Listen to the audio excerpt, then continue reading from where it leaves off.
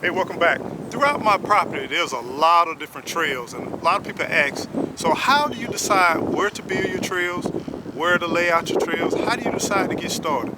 So I'm going to give you a few tips that I do on the property, and as I get ready to navigate or create a brand new trail, some of the things I look for. One thing that I definitely look for is follow the nature trails. It start out with a nature trail. Let me take you along and show you what I'm talking about. Now, granted, a lot of these trails are already established. Some of them are new and some of them are older.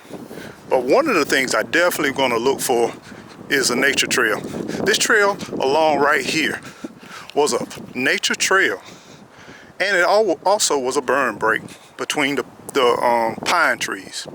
But then what you want to do when you're looking in a forest or some woods or anything like that, you want to look for a walking trail, and you always want to go down low and look down low and look for a walking trail. As you can see here, it's not too much of a walking trail here.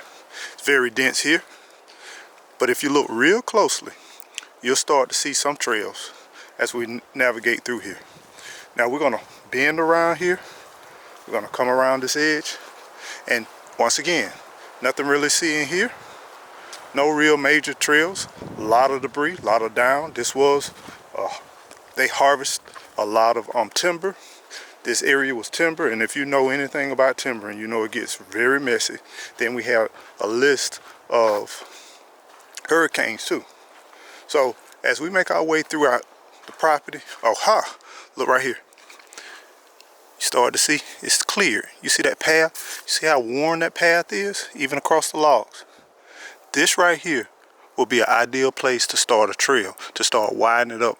Notice that the trees are not as thick. They're smaller trees. Animals definitely come through here. And then as you navigate and as you move through these paths, you're just going to widen everything up. And eventually you'll have something like this, which leads to this. These are the trails that I cut through, and it started out as animal trails. And all I wanted to do is just widen it up little bit by little bit. And then as the trails age, what I would do is slowly get up the debris, pick up all of the sticks, remove all the stumps, and then we'll just cut our way through, and we'll make it just a little bit wider and a little bit wider, because the goal is to make it where you can have ATVs, or even if you wanted to do horseback, you can still walk through here.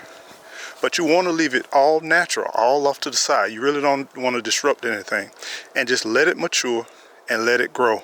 And then you'll notice, if you look closely, it rained last night. We won't have it today, but you'll start seeing animals' footprints along the trail, and you know you did a successful job.